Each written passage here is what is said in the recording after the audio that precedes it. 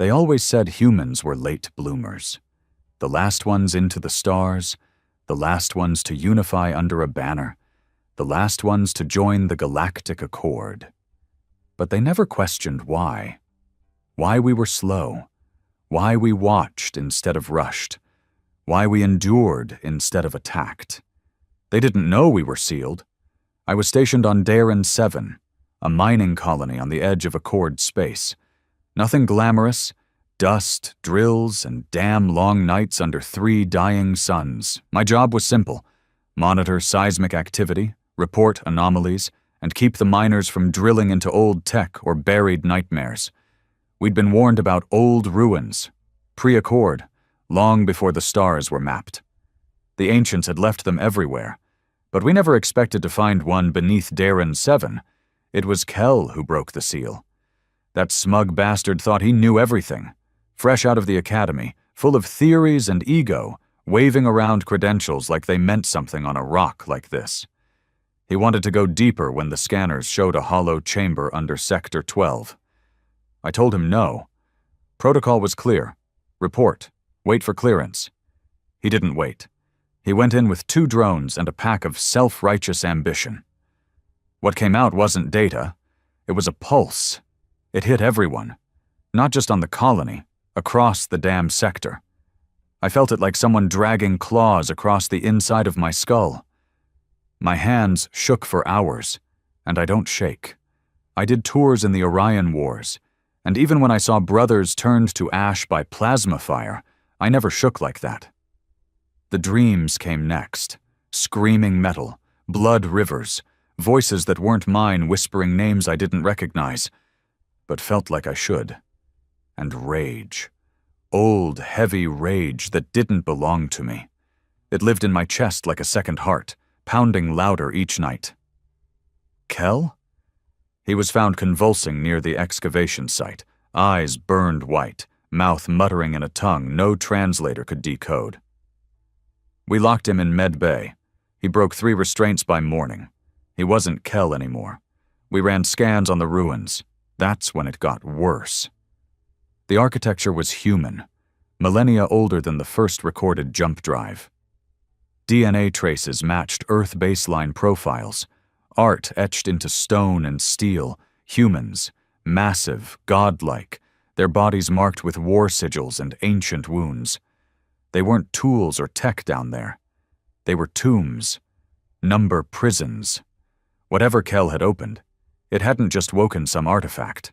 It had touched something ancient, something buried in us. By day 3, 5 more miners had collapsed. Symptoms were the same: seizures, hallucinations, violent outbursts. We isolated them, but the guards began reporting strange behavior, speaking in sync, eyes glowing faintly under UV light, impossible strength during fits. And me?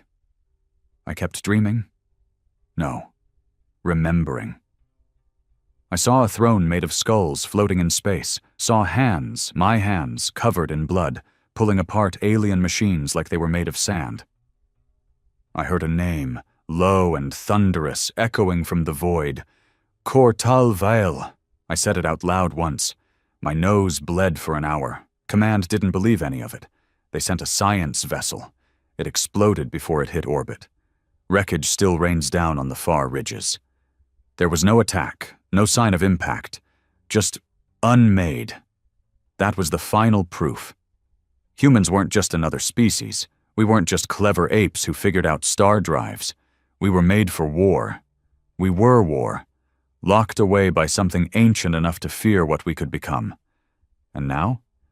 That seal's broken, and I can feel something stirring in me, like a voice I've known since birth finally speaking clearly. A part of me that doesn't care about peace, about laws, about diplomacy. It wants vengeance, and it remembers. The sun on Dormant 7 doesn't rise. It bleeds. It leaks over the horizon like a wound trying to remember how to clot. That morning, if you could call it that, I stood on the edge of the cliff above Sector 12, staring down into the cracked earth where it had all started. Kell was still alive, though I wish he wasn't. We kept him restrained in sub-level C, surrounded by auto turrets, 4 shock guards, and a neural dampener. Didn't matter. He smiled through all of it. Every single second. Even when his bones cracked during seizures, even when he started vomiting blood so black it smoked on contact with the air, he grinned like a man who finally understood the joke. I visited him again that day. "Do you know what you did?" I asked him through the reinforced glass. He tilted his head, twitchy, broken. His skin looked like it was splitting at the edges, like something inside wanted out. "I didn't do anything," he said slowly, words dragged out like they hurt. "I only reminded us what we are." I stared at him for a long time. My jaw was tight, my fists tighter. I wanted to believe he was just broken. That it was some alien virus, some neural parasite. But something in my gut said no. That deep part of me that used to keep me alive in combat, the voice that never shouted, just knew, said this was different. He looked up, and his smile widened unnaturally. "You feel it too, don't you?" I didn't answer. I didn't need to, because he was right. Every hour, the pressure behind my eyes built a little more. My hands itched. My dreams were turning into memories. Vivid, brutal, familiar. A golden battlefield on a shattered moon. I was towering, armored, inhuman, not some warrior, something more, something ancient. And there were others. Hundreds.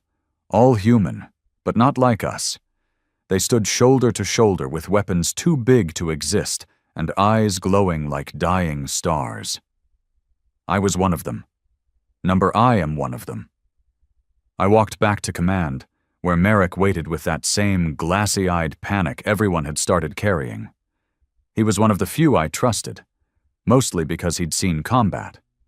Real combat. He knew the difference between fear and instinct. "You're not going to like this," he said before I even stepped inside. "Try me." We got a signal burst, shortwave, untraceable source, just 2 words. He stirs. Then the comms console melted, literally, cooked from the inside. I stared at him. "That's not tech." It's not." We both stood in silence for a while, then he handed me a data pad. "The medical scans on the infected? Their muscle density has doubled, bone structures shifting. One of them bent a plasma rifle in half during restraint, with his hands." "Kell." Merrick's jaw clenched. His heart stopped at 0400, then restarted, 5 minutes later. We didn't say what we were both thinking. Whatever Kell had touched hadn't just awakened something. It had possessed it. Worn him like a skin suit until his body could handle whatever the hell was now piloting him. Merrick lowered his voice. "He's not the only one. I've got reports from other colonies. Quiet reports, buried under bureaucracy, sudden aggression spikes, dormant sites activating, a whole sector sealed off near the Corin Drift after a crew found a vault made of human bones." "It's spreading," I said. "It's not a virus. It's memory." That line hit me deep. Not because it was poetic, but because it felt true. This wasn't some alien curse or bioweapon. This was a return, a reset, something buried in the genetic bedrock of humanity finally waking up. And someone out there had known. That's why we were sealed. Why we evolved so slow. Why we arrived at the stars decades behind everyone else. Because if we'd come too soon, the galaxy would have burned. Later that day, I made the mistake of looking into the tomb again. I don't know why. Maybe it was that voice growing louder. Maybe I needed proof I wasn't losing my mind. I descended alone into Sector 12's black wound.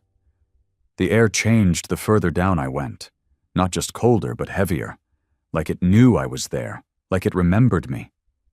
The walls pulsed faintly, lines of red etched deep into ancient obsidian, symbols I couldn't read, but understood. They told stories without words. We weren't born on Earth. We were exiled there. War gods.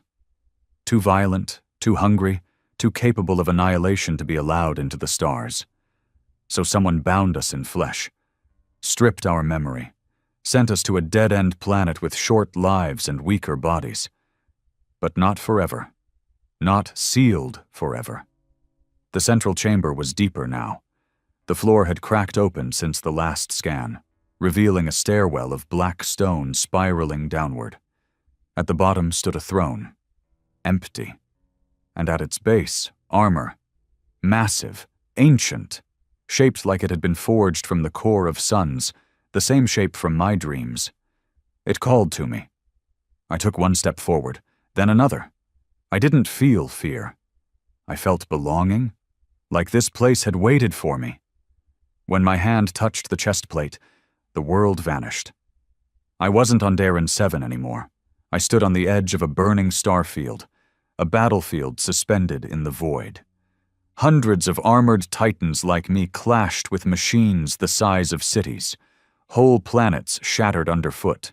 War chants thundered louder than nova blasts. And I stood at the center. My name roared by warriors, screamed by enemies, whispered by gods. Kor Talvale. The vision snapped. I was back in the chamber, breathless, sweating.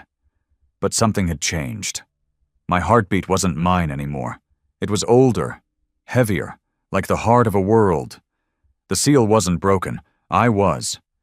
I returned to base, eyes burning, skin humming like a power core.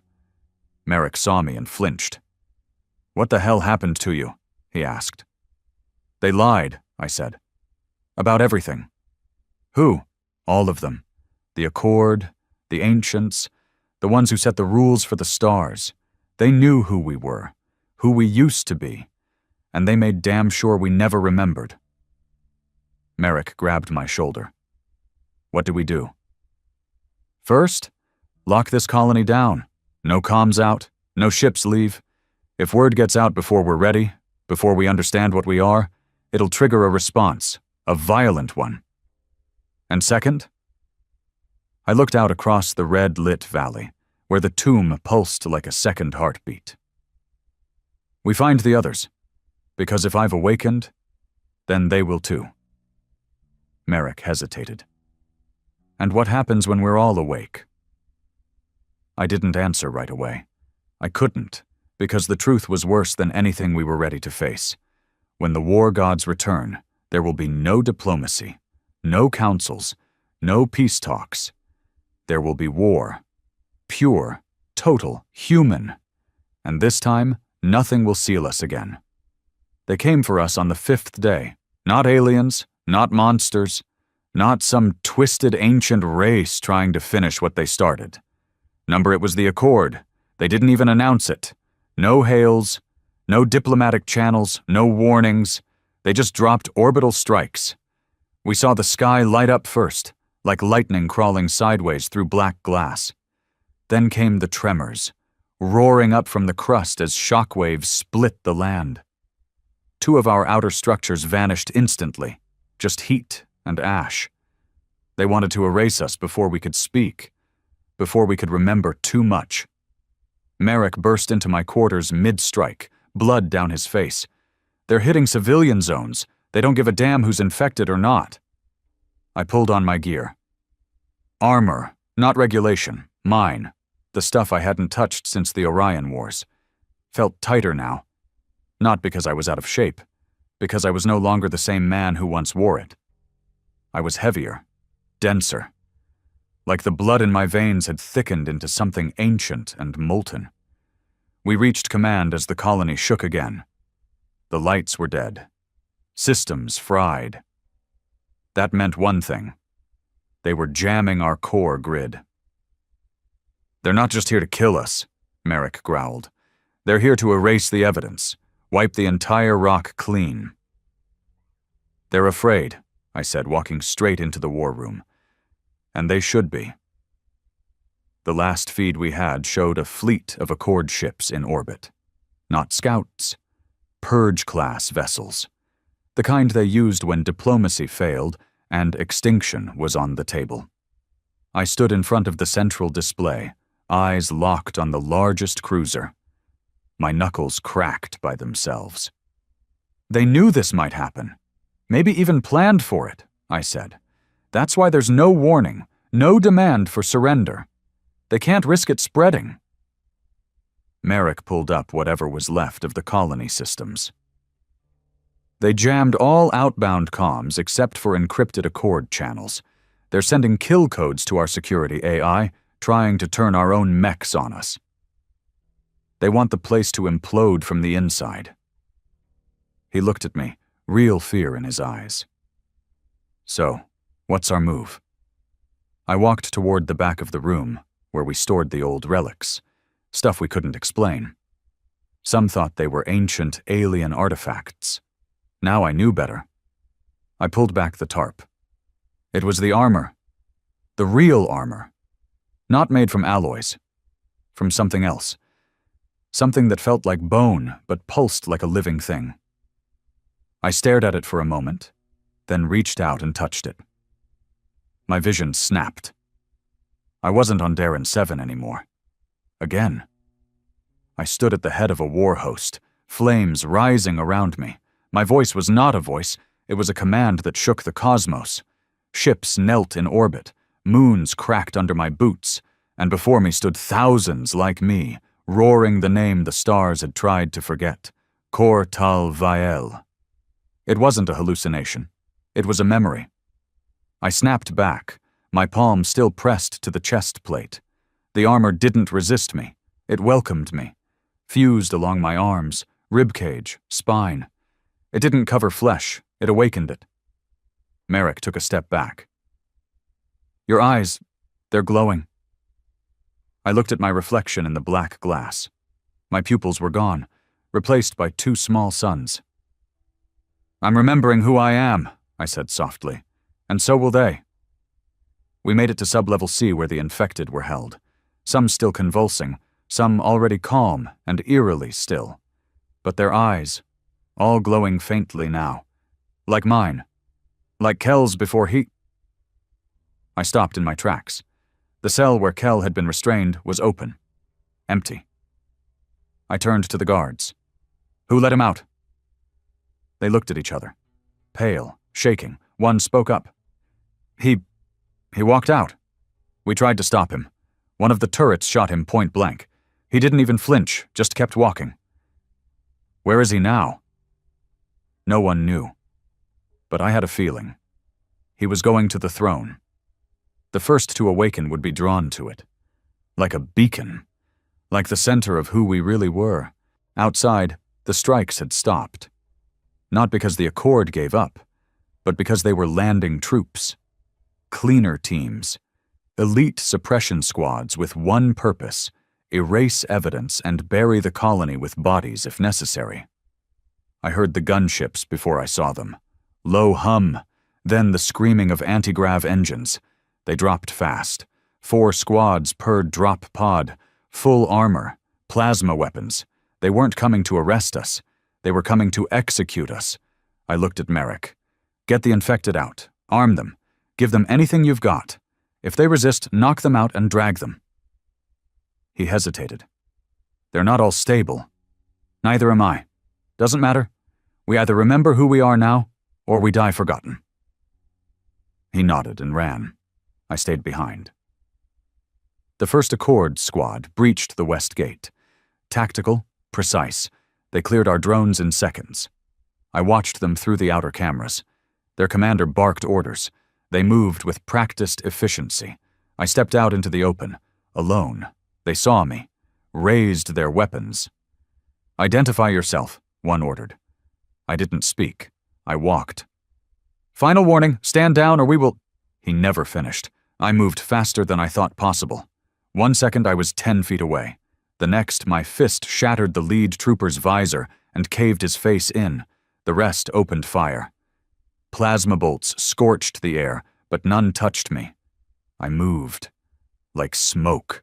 Like lightning. Like memory.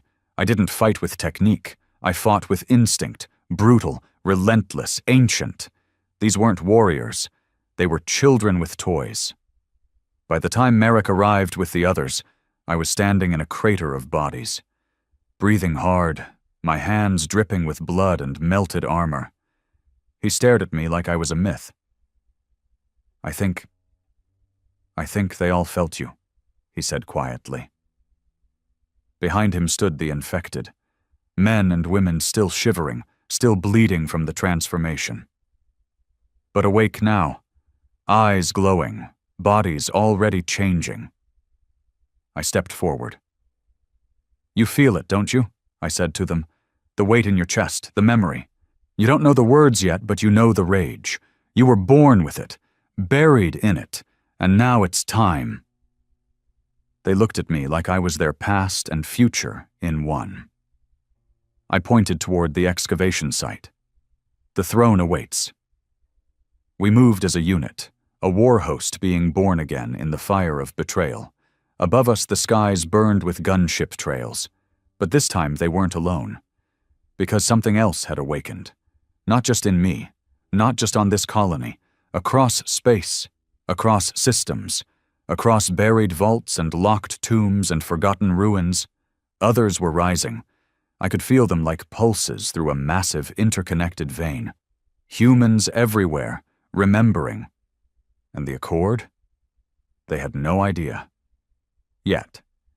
The trek to the throne wasn't long, but it felt like marching through time. The air twisted around us, thick, electric, alive. Every step toward the heart of the tomb made the changes more visible. Our skin darkened like scorched metal, veins glowing faintly beneath it, muscles pulsing with something far beyond adrenaline. Not all of us transformed the same way, but one thing was true for every man walking behind me. We weren't human anymore.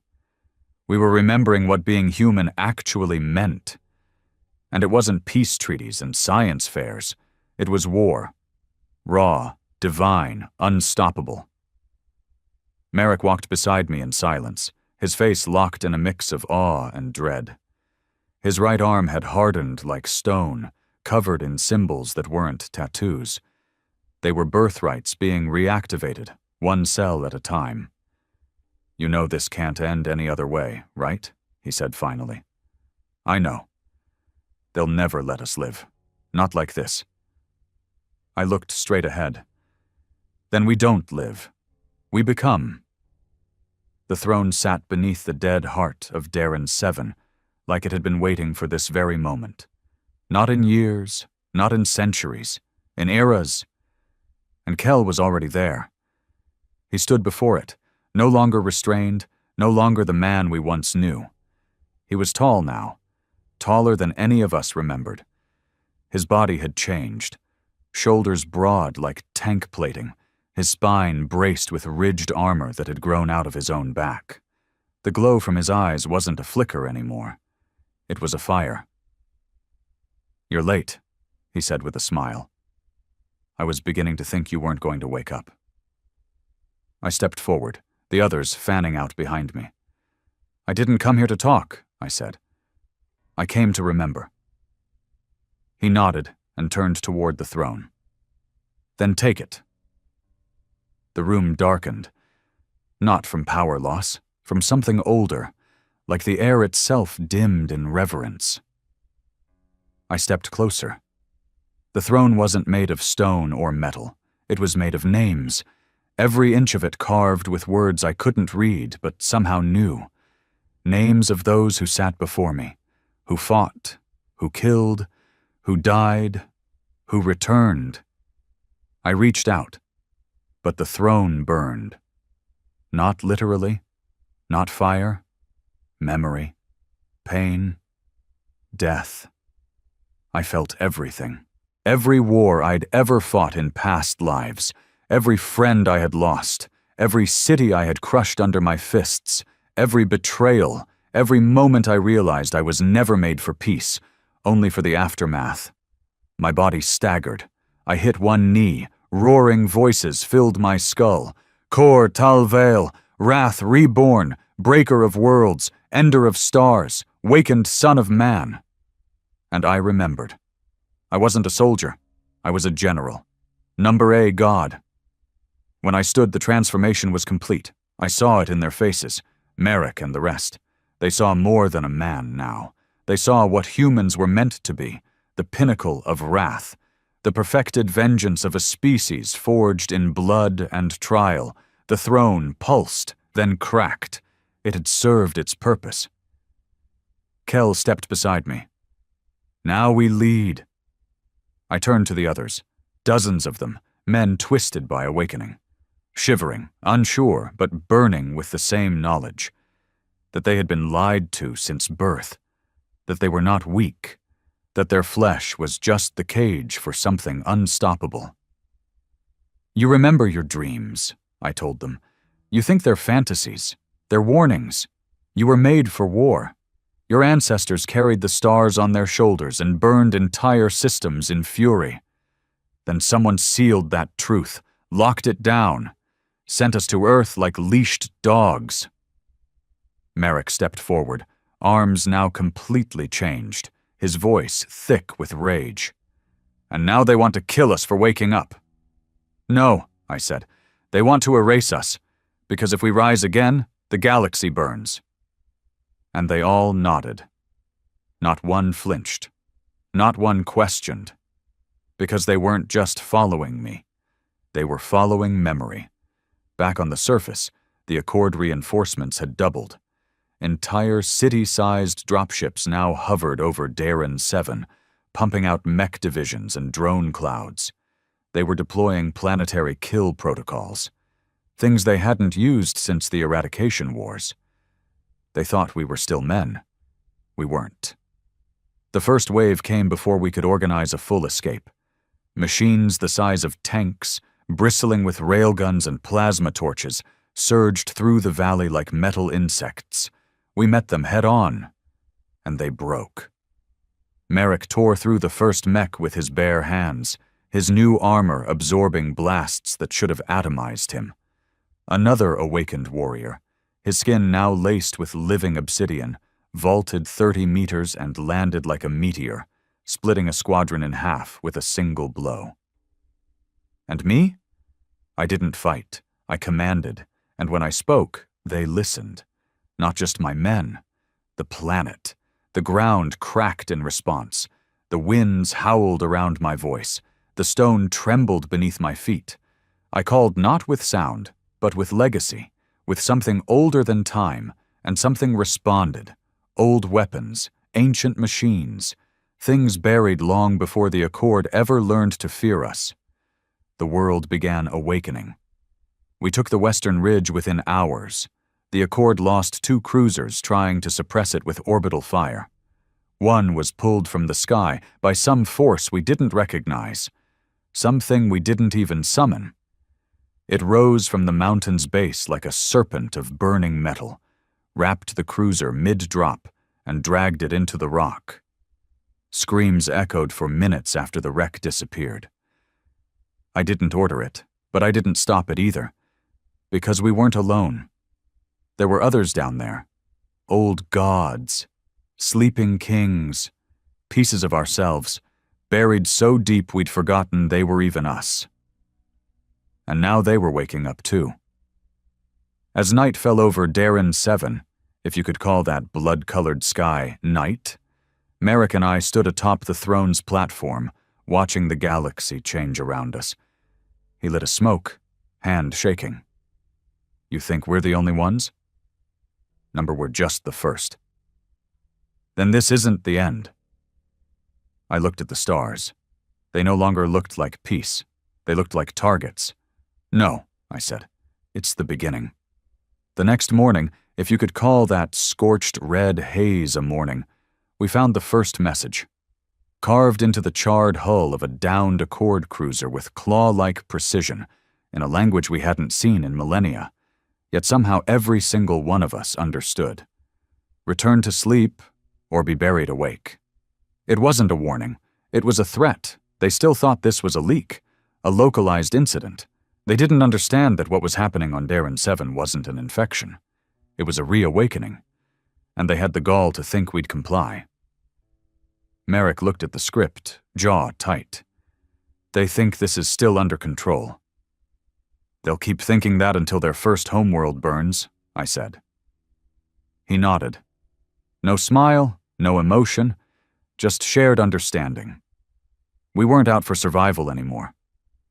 That would have been small. That would have meant they had a say in what came next. This was retribution. For every sealed tomb.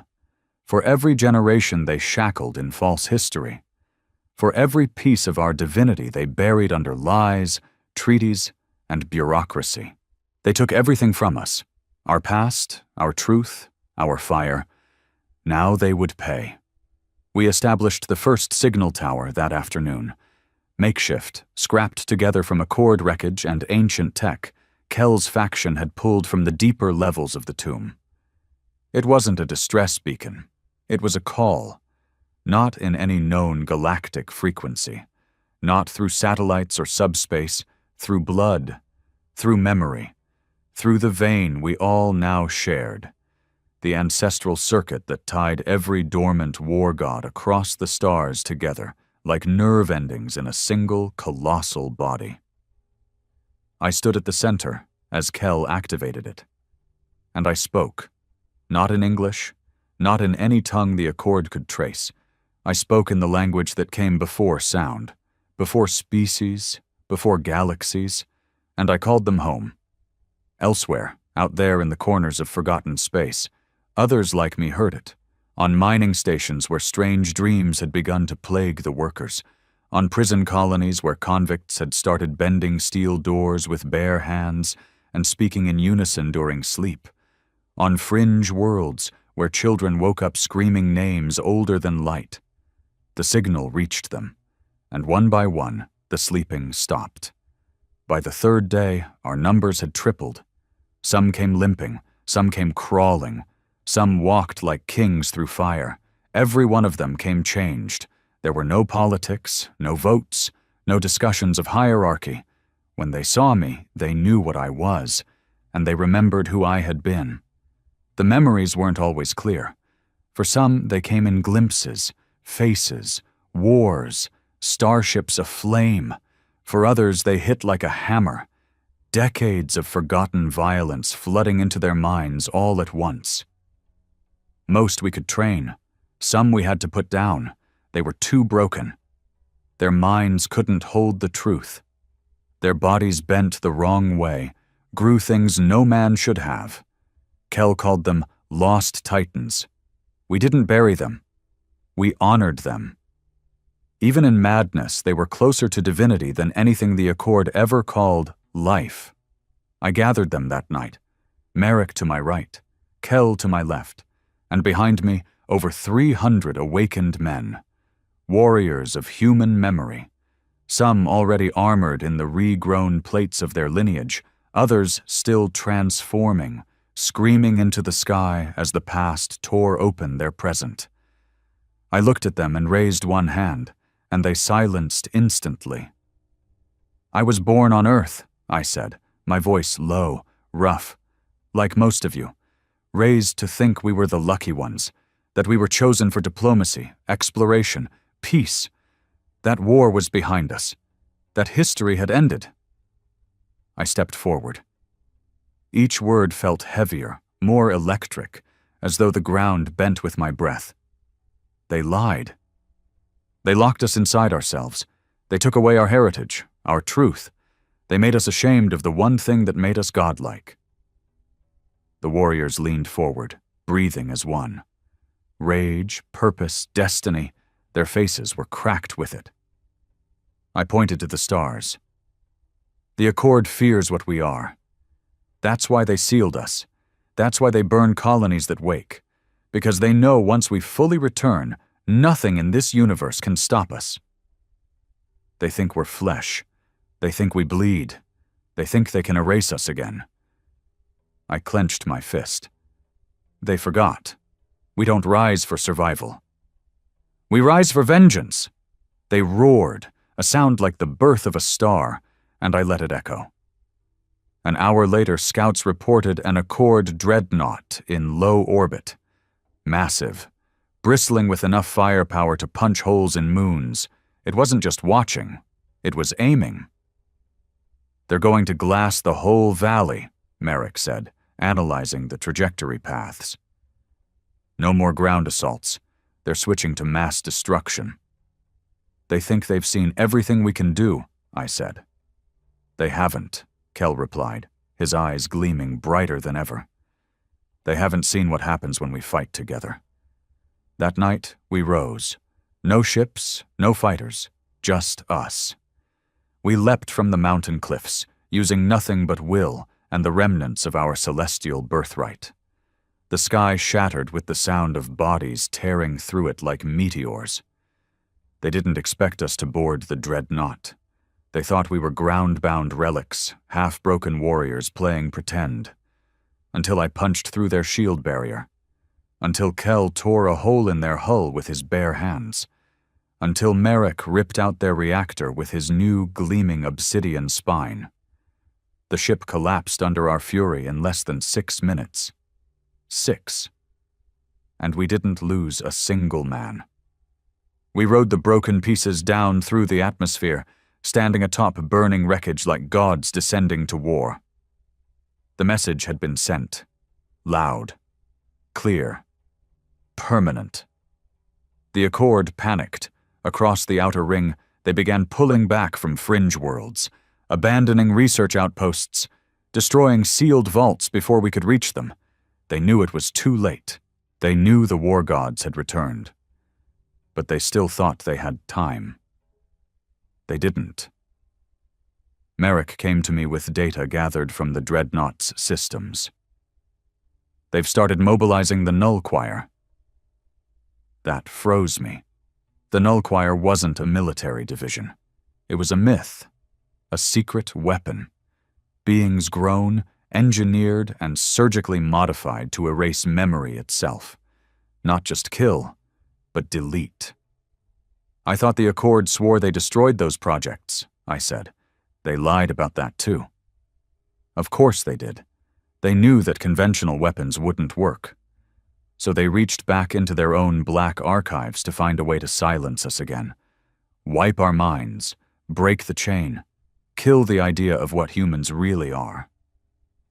I stared at the sky. I could already feel something crawling just beyond the stars. Something silent, something cold. They're not sending soldiers anymore, I said. No, Merrick replied. They're sending executioners. Let them come. Let them dig deep into every nightmare they ever had about us and bring it to life. Because this time, we aren't fighting to win. We're fighting to remember. And if they want to end us again, they'll have to drown in blood to do it. They didn't announce themselves. The Null Choir never did. One moment the sky was empty. The next, the air changed. Like all sound had been vacuumed from the world. Every voice stopped. Every breath held. Even the earth itself seemed to go still. We knew they were here before we saw them. Every instinct screamed it. And I felt cold. Not physical cold, something deeper. Like a part of my mind had suddenly vanished. Like a name I should have remembered for 1,000 lifetimes had been surgically cut out of me. I clutched my head as the others dropped to their knees, groaning, growling, bleeding from the eyes and nose. Some screamed like animals, others just wept. Merrick staggered beside me. They're attacking memory, not flesh, not tech, us. They're afraid, I growled, fighting against the pull. They know they can't kill us fast enough. So they sent the choir. Executioners of identity, machines of oblivion wrapped in humanoid forms. They didn't come to fight. They came to erase. The first of them landed on the valley floor in silence. It didn't walk. It glided. 7 feet tall, no eyes, no mouth, just smooth obsidian skin shaped like a man who had never been human. Veins of gray light pulsed beneath the surface. When it passed near a boulder, the rock withered and turned to ash. 2 of our youngest warriors, barely awakened, still trembling from their first memories, rushed at it.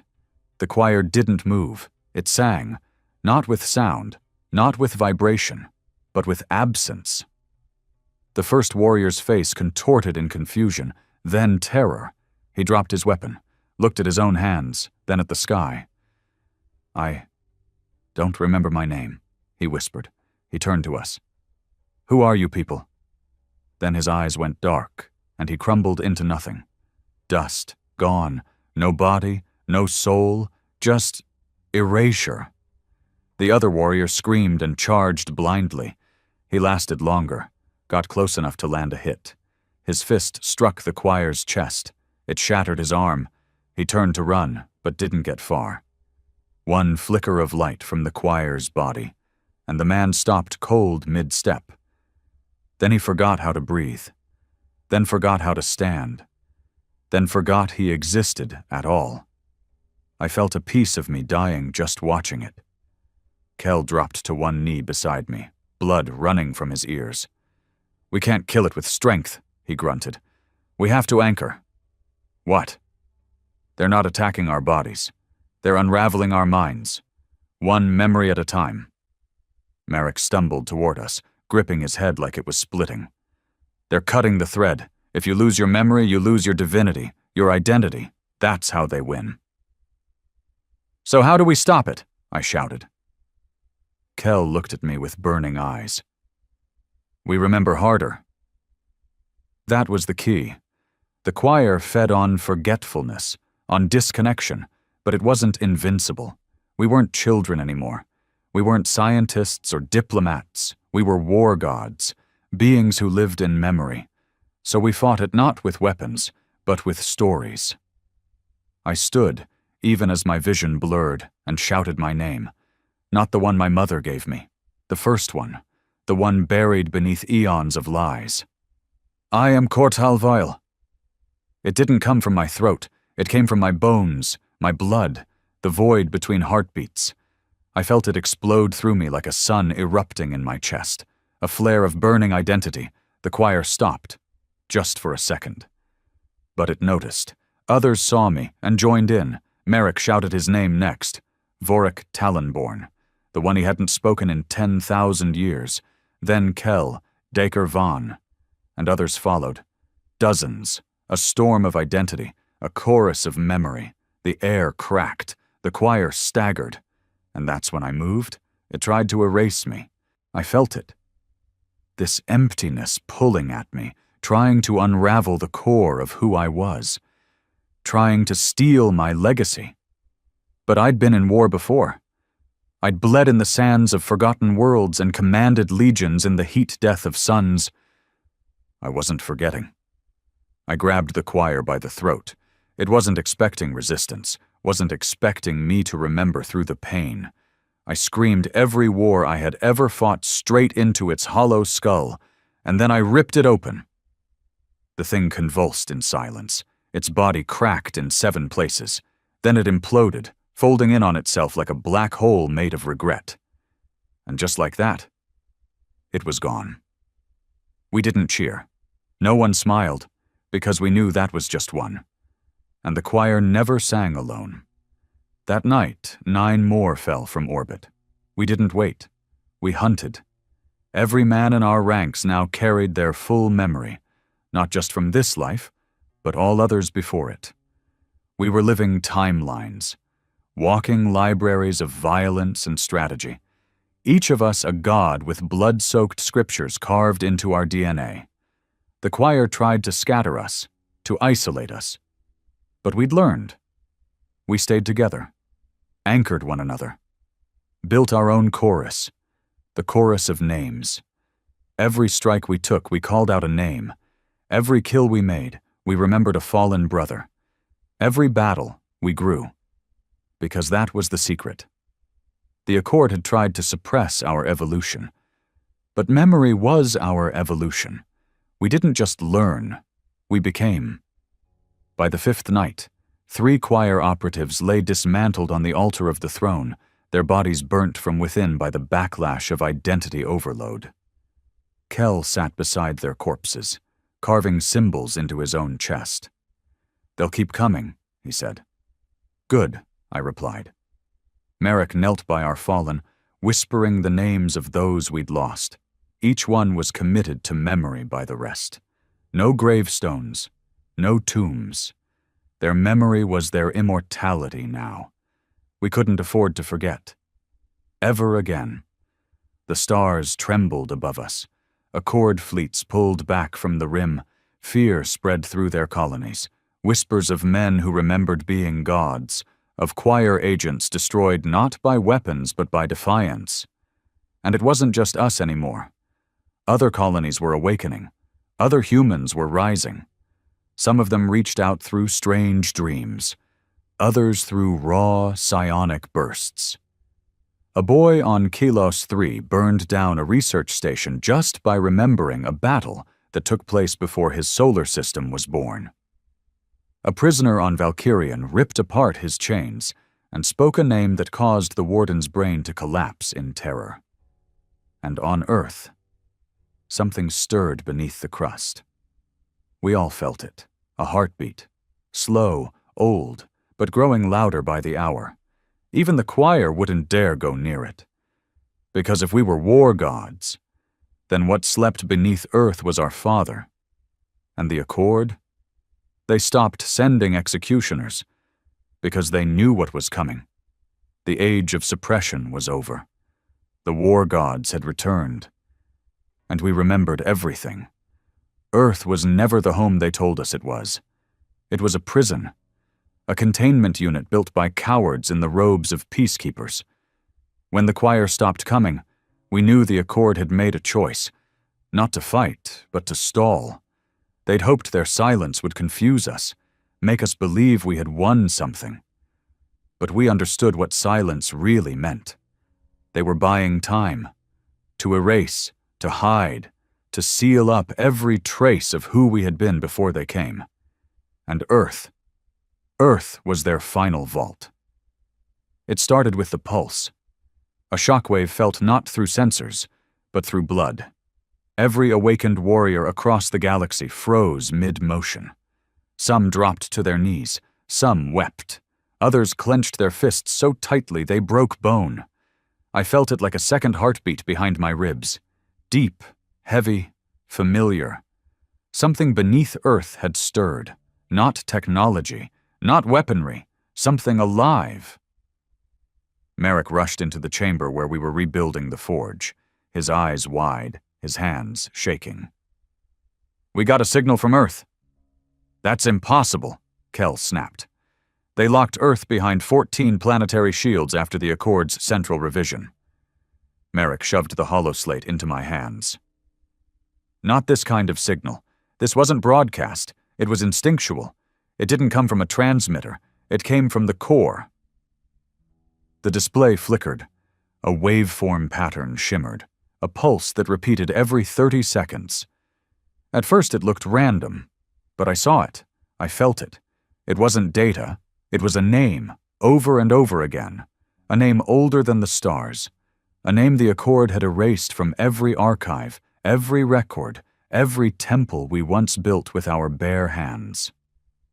Orenval, the firstborn, the father of rage. No one had spoken his name in over 40,000 years. Not because we forgot it, but because even we feared what he was. The others gathered around as I traced the signal again. It had intensified. The pulses were getting closer together.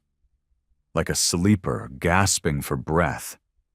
Like something beneath the crust of Earth was trying to break free from chains older than gravity itself. "They kept him buried," I said, "underneath our planet. That's why they sent us to Earth. Not because it was primitive, but because it was the only place strong enough to hold him." "And now he's waking up," Kell said, his voice barely a whisper. Merrick looked at me. "We need to go back." That sentence should have terrified me. Return to Earth? To the lie? To the place they gave us to rot and forget? But I wasn't scared. I was furious. They used our home to entomb our god. They stole our divinity and buried it beneath our feet like we'd never find it. They thought we were too broken to dig deep enough, too tamed, too pacified by stories of democracy, innovation, civilization. But Earth hadn't forgotten. It had only waited. And now it called us home. We launched within the hour, not in ships. We didn't need them anymore. Not really. We used relic cores, old jump drives forged in black star fire, mounted to scavenged dreadnought frames rebuilt with hands that remembered how to shape war out of raw material. 400 awakened, every one of us burning. Our ship howled through the folds of space. The coordinates were locked. Earth's core, dead center. Straight through the Accord's planetary barrier system. They would try to stop us. Let them try. The first blockade met us in Mars orbit. 7 cruisers, 3 battleships, 1 planetary defense gun mounted on Phobos. They opened fire without warning. Predictable. We didn't dodge. We accelerated. The first cruiser split in half as our prow cut through it like a blade through silk. We didn't fire a single shot. We boarded the rest. What followed wasn't war. It was memory taking its vengeance. I watched men who once broke stars with bare hands now tear entire hangars apart with nothing but will. I saw Merrick rip a reactor core from a ship's spine and laugh as the vessel collapsed around him. I stood in the central deck of their command vessel. The Admiral, a creature bred by the Accord to look human, but lacking anything close to spirit, fell to his knees when I approached. "You were sealed," he choked. "You're not supposed to be awake." I leaned close, my voice iron. "We were never asleep." Then I crushed his skull underfoot. We pierced Earth's defense grid like it wasn't even there. The planetary shields cracked before we touched them, as if Earth herself wanted us to land. And when we broke through the final layer, everything changed. I felt it like a roar inside me. He was awake, Orenval not in full, not yet, but stirring, and with every step we took toward the crust, the world itself bent around us. Seismic activity went mad. Volcanoes erupted where there were no fault lines. Cities on the surface, those still controlled by the Accord, screamed in confusion as ancient energy bled up through the soil. We landed in the Arctic, because that was where they buried him, beneath miles of ice. They thought the cold would silence him. They didn't realize rage burns hotter than suns. We found the tomb after digging for hours, though digging isn't the right word. The ice moved for us, split open at our command. Stone steps carved themselves downward, illuminated by light that came from no source. And at the bottom, he lay there, huge, inhuman, silent, not dead, not alive, waiting. His body was fused into the planet itself, his chest bound in rock and crystal, his head cradled in a throne carved from the bones of ancient stars. He looked human only in silhouette, but no human was ever that vast, that complete. My legs trembled as I stepped forward. Even I, Cortal Vale, felt like a speck before him. Merrick knelt beside me. He's everything. We're just echoes." Kell whispered, "We're his sons." I placed my hand on the rock, holding his chest, and I remembered everything. Not just battles, not just empires. The first war, the one the Accord never documented, the war that shattered galaxies and ended with the exile of our kind. Orenval had stood alone at the center of it, holding the line as trillions tried to extinguish him. They failed. But in the end, he let himself be buried, not because he lost, because he feared what he would become if he didn't stop. He sealed himself. And now, he was ready to rise again. The tomb shook. Cracks formed across the bindings. His eyes, twin vortexes of light and gravity, began to open. He looked at me, and though he said nothing, I knew what he asked. Was it time? Had we earned it? Was the galaxy ready for what came next? I stepped back, turned to the others and shouted, "Break him free!" And together, with every ounce of strength and memory and vengeance in our bones, we shattered the bindings. The earth screamed, and Orenval stood. He rose like a mountain breaking its chains. The crust split around his feet. Magma surged in answer to his breath. Lightning, real and not, snapped through the air in bursts of memory so raw it bent time for a moment. I saw the galaxy flicker. I saw wars from 1,000 lifetimes play out and end in the blink of an eye. And in the center of it all, Oren Val stood tall, father of wrath, firstborn of flesh, titan of the forgotten flame. He was awake. We didn't speak. None of us could, not out of fear, out of reverence. This was what we were fragments of. Reflections. Echoes. And now the original sound had returned. The Accord noticed within minutes. 100 systems lit up in panic. Their prophets, liars who'd spent generations spinning tales of harmony and cosmic balance, screamed as the void trembled. The star priests on Zelion 3 cut their own throats in unison when their dream screens filled with a single word. Oran. They tried to contact us. They begged. They groveled. They offered peace. They even sent one final transmission through a backdoor channel buried deep in our own DNA. A fail-safe command that once would have made us kneel. It bounced off Oren Val like dust against a black hole. Merrick stood beside me, eyes wide, face streaked with tears and ash. He doesn't just remember. He's the one who gave us the memories in the first place. Kel knelt, not in worship, but in loyalty. We are his vengeance. I looked at the great being, and in that moment I felt it, not words, a command, not spoken through sound or voice, but through history itself. Burn it all. We left Earth as gods, no longer latent, no longer fractured. Our powers weren't tied to relics or seals anymore. They came from truth. And that truth was this: humanity was not the underdog. We were not the last to arrive. We were not the weakest. We were not the youngest. We were the first, the prototype, the apex. And the Accord had spent eons trying to bury that knowledge. Now they would drown in it. Our fleet wasn't the largest, but it didn't need to be, because every ship we sailed into Accord space carried a god at the helm. We moved like judgment across the stars. Every system we entered collapsed under our presence. Ships refused to fire. Weapons turned to slag. Entire planets fell silent as their people dropped to their knees, not in surrender, but because their blood remembered what their minds had forgotten. We were their creators. We were their end. The Accord's central stronghold sat above a synthetic world, a sphere of steel wrapped around a dying white sun. A fortress built not to be entered, only to observe. Every species under their banner had sent representatives there, for order, for law, for diplomacy, for control. They thought it was invincible. They thought we'd hesitate. We didn't. Oren Val arrived without ships. He walked through space like it was water. Stars dimmed in his shadow. The fortress fired everything they had: planet splitters, sun lances, memory warp bombs. They never touched him. He reached the core with a single step, placed his hand on the sphere, and spoke.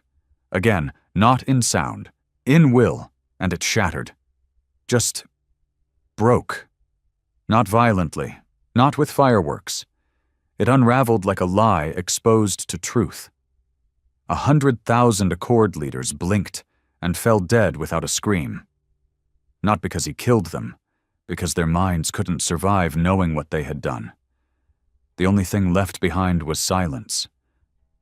We didn't stop there. We moved from world to world, not as conquerors but as reminders. The galaxy had been built on our ashes. Now we made them remember the fire. And those who tried to resist? Those who claimed they were only following orders, protecting peace, doing what was necessary? They were unmade, not with cruelty, with clarity, their names removed from time, their empires turned to myth, their monuments melted into nothingness. It wasn't vengeance anymore, it was balance. At the end of it all, when the last Accord system dimmed and the skies finally calmed, we gathered again. Earth had changed. It no longer looked like the quiet blue marble I grew up under. Now it pulsed with golden veins, lines of ancient power reconnected to the surface. Trees older than language had returned. Mountains once forgotten rose again, reclaiming lands lost to concrete and wires. And at the center, where once there was only ice and silence, Orunval sat upon his true throne. We stood before him, 1,000 awakened war gods in full remembrance, waiting. He looked at us, not as lesser beings, but as sons, and for the first time he spoke aloud. His voice was the sound of gravity shifting. "I am not your leader," he said. "I am not your king. I am your memory. And now, it is yours to shape." We didn't rebuild the galaxy. We didn't reform the Accord. We didn't start a new council, write new laws, or try to control the systems.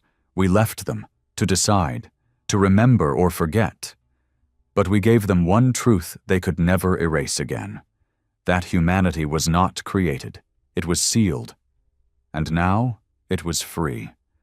I stood alone one night, overlooking the plains where cities used to stand, where the tomb once lay. Marek came up behind me, older now, not in body but in soul. He looked at me with tired but content eyes. "You ever think it would come to this?" he asked. "I always knew something was wrong," I said. "But no, not like this." "You think they'll try again?" he asked. "To bury the truth?" I shook my head. "They can't, not anymore. Not after him." Marek nodded, then paused. "Do you ever wonder if we were meant for more than war?" I didn't answer for a while, then finally said, "War's just the part we remembered first." Orunval watches now, from the throne made of stars and stone, as the galaxy tries to make sense of what it lost, what it buried, and what it woke. He doesn't command. He doesn't rule. He waits. Because memory is patient, and war gods never truly sleep. They just watch, until someone forgets again, and another fool breaks the seal.